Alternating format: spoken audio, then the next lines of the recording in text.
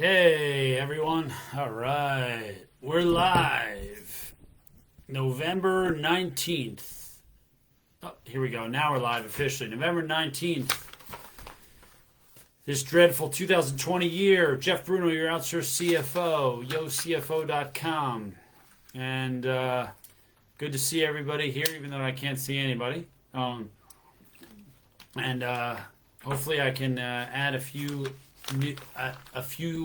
pieces of info for people as the year closes out here. I'll probably do one more of these in December. So for those small businesses that are on here, some advice or some thoughts here. If you have questions around reinvestment strategies, which typically are related to profit, questions and so on at the end of the year, put those in our December call. I'll try to do the call a little bit earlier next month. Put them in our December call. I can answer some of those.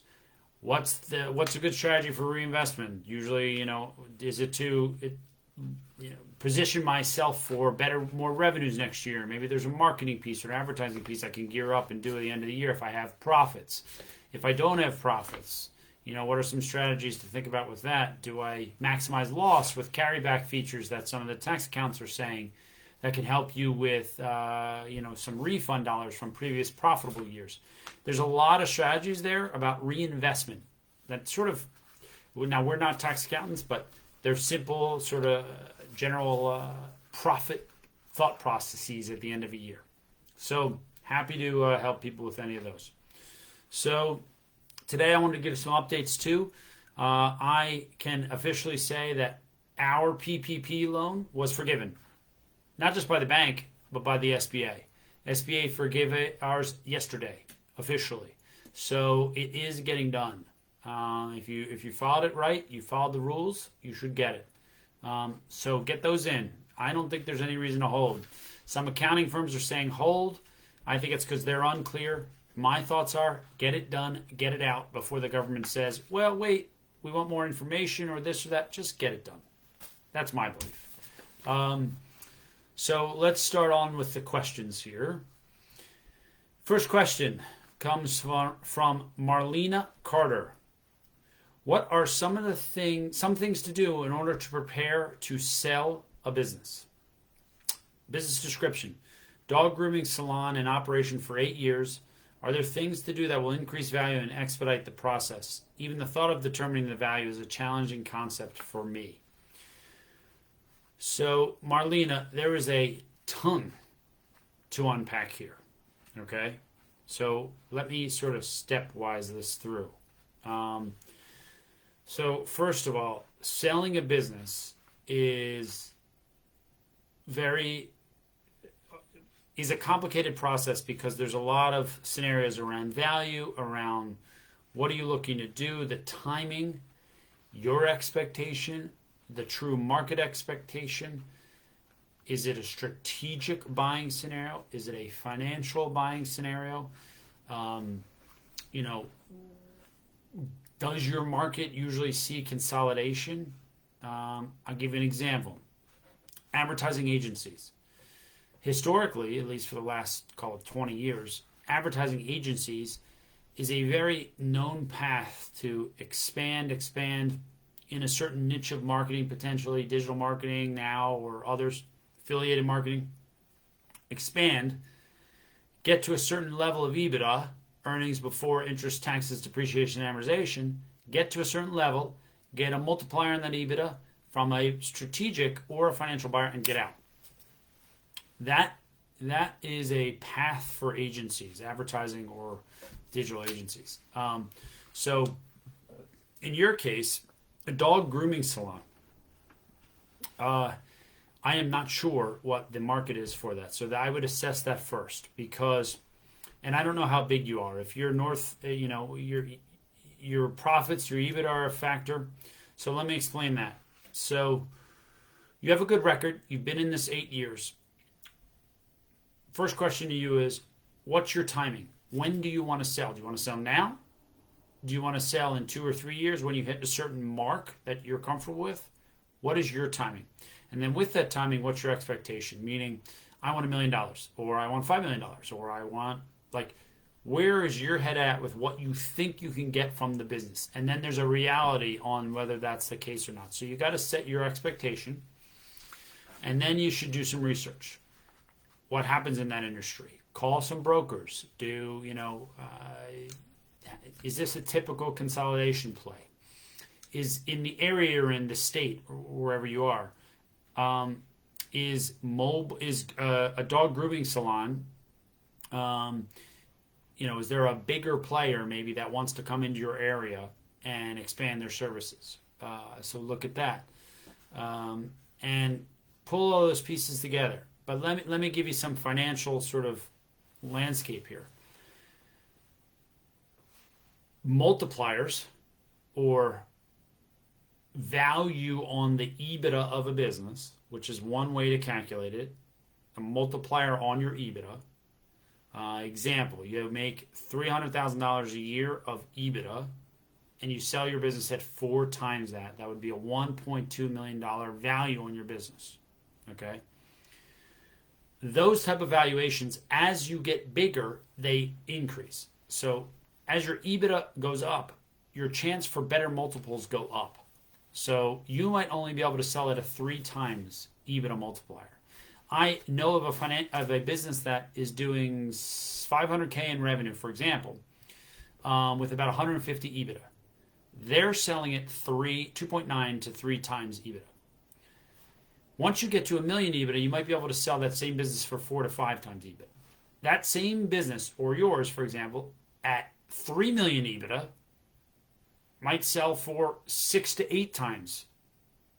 So you get a multiplying effect the higher your profits are as you get into the millions of EBITDA. So that's a factor on the size of your business. Now, if it's one dog grooming salon, I'm assuming your EBITDA is in the hundreds of thousands. I could be wrong. So I would expect a 2 to 4 multiplier at most, in most cases there. Then you got to look, is it strategic or financial buyer? So if it's strategic, there might be some value there because you're small, that they want to add your 300K EBITDA to their bottom line because it takes them. They compile a bunch of these guys, and now they're at 2 million EBITDA. So on your acquisition, they're actually going to make 5-6 times EBITDA, whereas just you might get 3. So they're going to give you that a little more value for that EBITDA. So that's something to think about. And financial buyers typically don't like EBITDAs under $1 million. So be careful there, because you could get taken for a little bit of a ride. And what I've seen in the past on small company buys is sometimes the acquirer will say, here's an offer, we'll buy you for $1 million. And then they say, at the close of the deal, we're going to do a net working capital adjustment. Not to get too financial heavy here, but they might say, you might carry a certain amount of inventory for what you do, or you might carry, I don't know, this much AR on a normal basis, accounts receivable. And they might say, yeah, we'll give you $1 million. And then they'll look at your business and say, well, at the time of sale, your AR was here, low, your inventory was here, and we have to adjust your net working capital, so we're actually taking off your price because we need to reinvest in the business to bring those numbers back up to get our cash flow where it needs to be. There's so many nuances of this, so you got to be very careful who you work with when trying to sell a business. You want to make sure that person knows what they're talking about. And if you have any assets, you should evaluate what those might be worth. And maybe you have consistent revenue. Maybe you have good recurring clients that will probably stay on, that you can highlight. Things like that. So make a narrative. Take everything into consideration.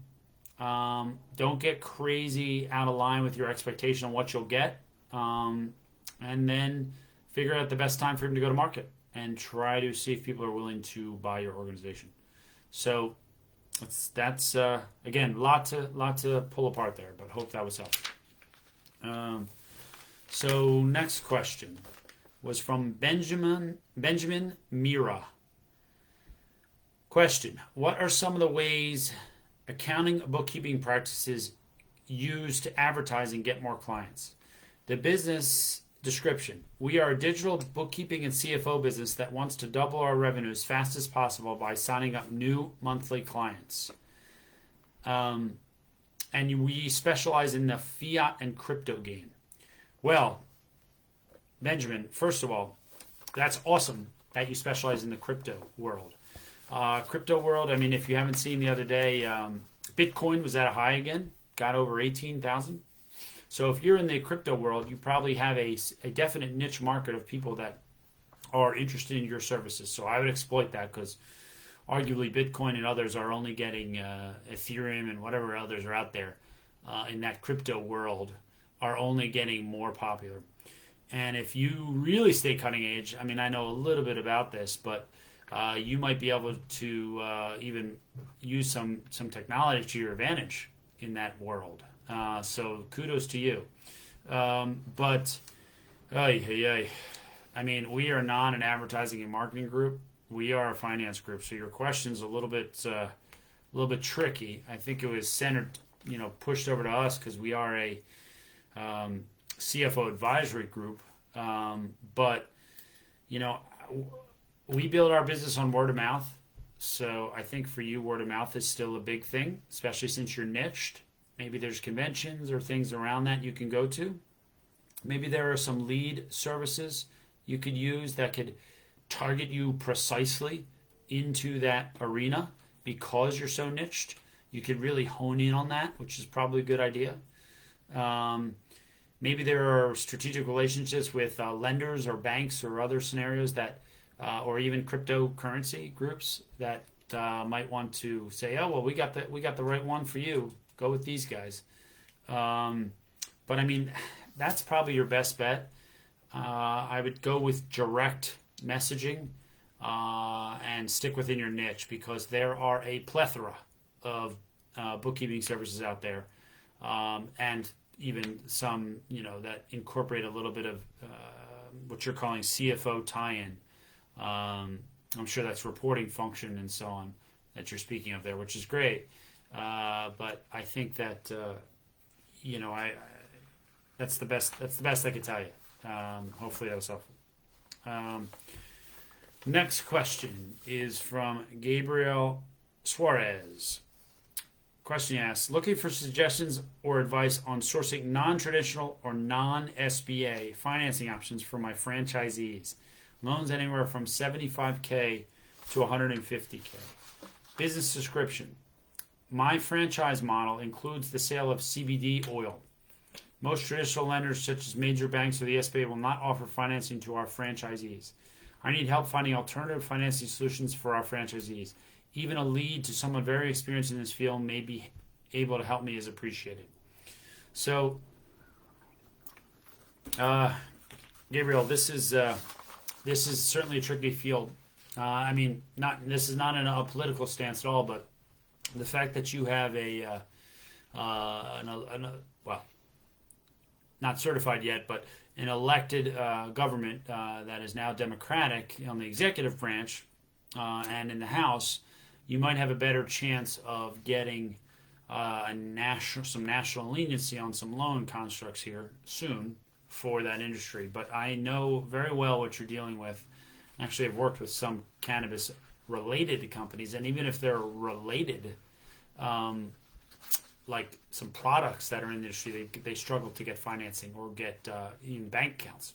So I understand it. So the tricky thing is alternative financing is, I mean, difficult. I don't work with many alternative financing people that would necessarily service your industry. I work with some lenders that are factoring lenders.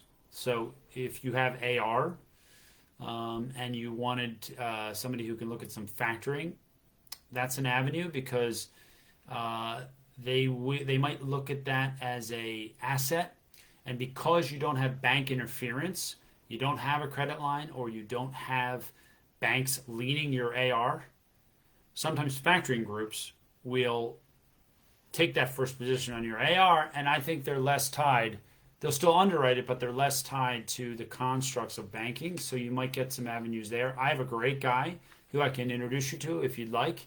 Let me know offline, and I will, who does factoring. Typically bigger deals, so I don't know what you're looking at, but he might know somebody for you. So if that's an avenue, you should look at that. If you have accounts receivable. Another avenue is just straight up alternative lending in the sense of, those, what's some names of them that are out there? There's a bunch. Cabbage, for example, with a K. Cabbage is a good one. And they're very expensive, almost predatory in some ways. Cabbage is an okay one. They charge you fees and then they interest and so on. But some others can be really costly for that. So for a franchisee construct, I worry about that. But if you find a good relationship that's willing to give you, a lower interest scenario, maybe between, 8 to 10% or 8 to 12%, with minimal fees, I would jump all over it.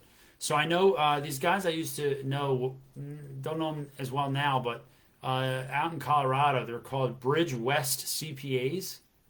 I talked with a couple guys maybe 2.5, 3 years ago. Bridge West CPAs in Colorado, when Colorado first went recreational, and they are a good group. They might have some context for you, and they know the ins and outs there. So I could probably find my old notes and introduce you there as well. Let me know if that's helpful. That's all I got for you. Next question. Lindsay Lannon. Question. What are the best credit cards to get for a business bank account? Business description. I own a chocolates company, and I want to know more about setting up an account for my business. There are a lot of options, and I was curious as to what was the best path to take. So those are kind of two questions in there, Lindsay. So I'm assuming you're saying, well, credit cards, but you're also saying a bank account, I guess. I'm not sure with your questions there. But so this is very, very early on. You sound like you're just sort of getting into it here. I would recommend a no-fee bank account. There are plenty out there. I mean, nowadays, it's all done online. I'm sure you know that. Go with no fee. Locally here in Philadelphia, we have a great small bank called Mid-Penn. I'm happy to refer you for a checking setup there. They're all remote. They have a great system.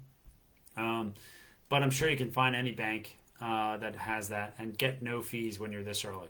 As far as credit cards, depends on your volume, what you're trying to achieve. I mean, I used Amex, I think it was an Amex Purple card, American Express Purple card before.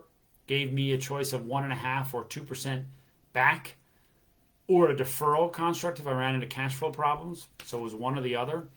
That was a great thing to have. The deferral piece is real nice. So if you're going to get a credit card, I would recommend that it has a deferral piece with a lower interest scenario, if possible. A deferral piece or a lower interest scenario. Or the bank you go with might have a credit card. That is good. Typically, when you open a bank account and you're just starting out, you're not going to get too much credit.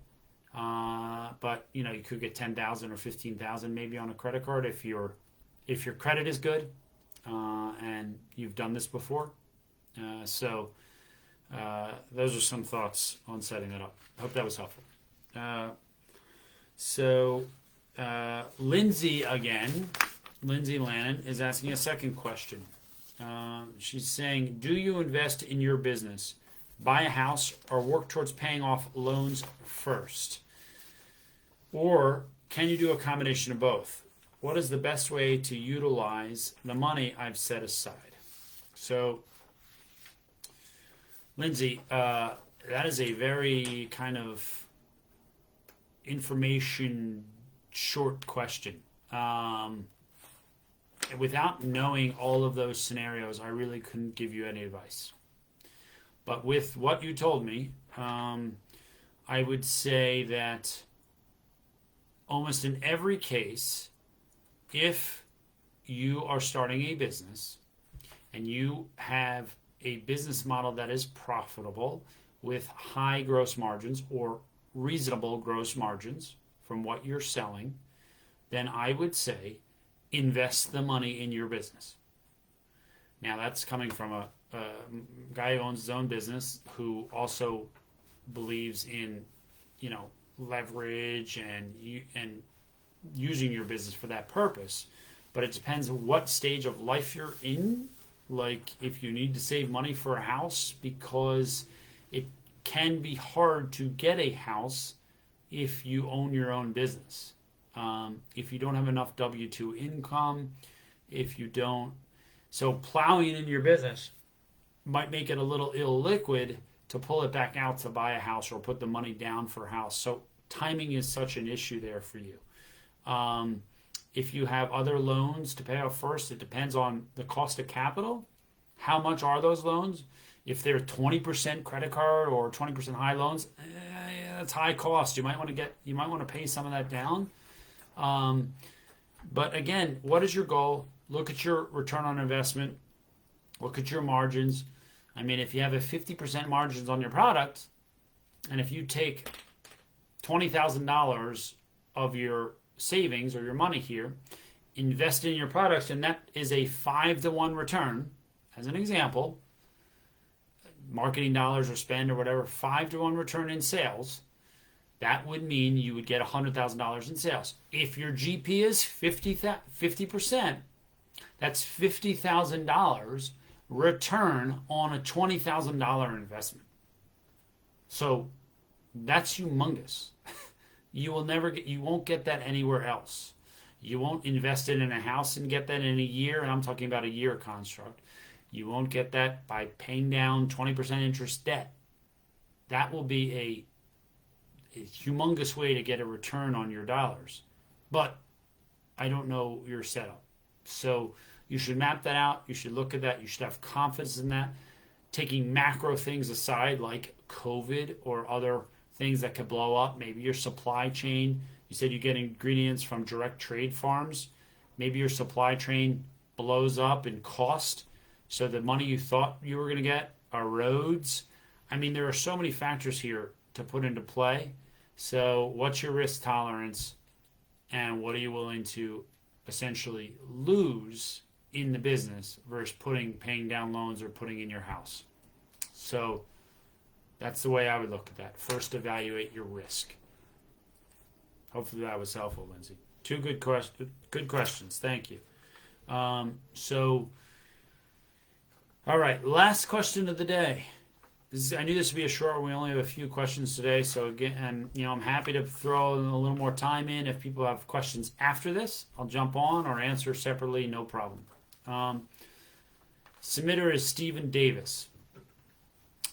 Question: what is your advice regarding how to handle prospects that are solely focused on price? Business description. He has a consulting firm that specializes in human resources. Excuse me. He has a consulting firm that specializes in human resources, workers' compensation, and financial issues that companies face. We represent multiple PEOs, professional employment organizations. And the reason I'm asking this question is that I'm currently dealing with a prospect who is solely focused on price regardless of value. The prospect is a sizable company that has great influence in their industry. Okay. That's a different question than price. Okay. To give you a story, as I was growing my business 3 years ago, we happened to find a local lending institution that I can't name here, but that was attracted to our service to offer paying for our service for 10 clients that they lent money to over a period of 18 months.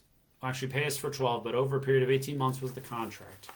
And they loved our work, and they decided that they wanted to test run this with us to see the results of working with 10 clients. And if it worked, we'd do it again.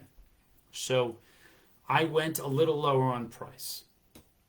So I came down to we do retainer pricing for our model. I came down on price to get the deal. They're a local institution, very well respected in Philadelphia area. And I knew this would lead to, one, great PR for us, two, clients that we needed as we were growing the business, and three, potential for future continued work. So I brought the price down. Arguably, I was losing money on a couple of those clients and breaking even on others, and maybe making a small profit on some. It wasn't a win situation for us. So kick 3 years later, 4 of the clients of the 10 signed on with us after the program was over and are still a client with us, and the price went higher with those as they signed on with us. So that's one. So that's a plus. We had a 40% conversion rate to our normal contract. 2, they just re-upped the contract, and we're starting again this year, 2021, this year coming up, and they accepted our price point going 40% higher, seeing our value, and allowed us to raise our price to what it should be in the next round of the contract. So, what's your time horizon on this? If this is key strategic development for your business, and you got to go lower in price, and so, as you noted, some of those, there might be more future referral business from that industry, and this is a sort of an into the industry, go for it. Go lower. Absolutely 100%. Work for me. You got to provide the value when you get in there, regardless of the price. So be ready to be able to do that. Maybe you need some backup, some capital and support to do that. But if this is part of your 3-year strategic plan to expand your services and your revenue, great. Do it. It can work. So I'm all about it. But one other thing to think about with that is, so what are you selling? So you're selling human resources, workers' comp, and some other pieces you were mentioning there in sort of the financial world. That's obviously highly competitive. I mean, I alone work with many of those organizations for our clients, probably 3 or 4 just off the top of my head. Very competitive. So how do you compete in that industry? Sure, price, okay? But service is another. I like to work with people that have good service for our client base. So I push our clients to paying a little more for the better service so that problem is taken care of. So if you go the service model, you can charge a little more and then forget about the clients that are worried about price, except for strategic to get you into more industries, as we discussed. Forget about it. Go premium pricing. Maybe you set up 2 businesses. Maybe there's SUD Consulting Class A and Class B. Class A is the premium product and service level, and Class B is the, churn and burn service level, and the low cost level. It could be that, if that's feasible for you.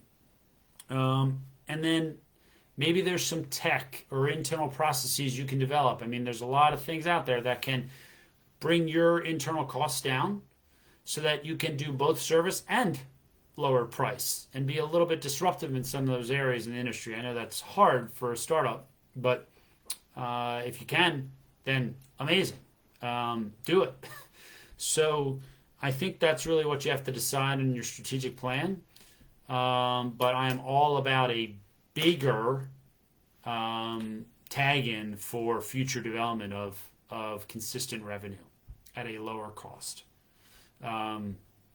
So I think that's about all I got there. Hopefully that was helpful.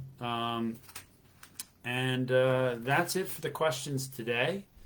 Again, I will be available in December for reinvestment thought process, so please think about that for your businesses. And get those PPPs forgiven, man. Get them out of there.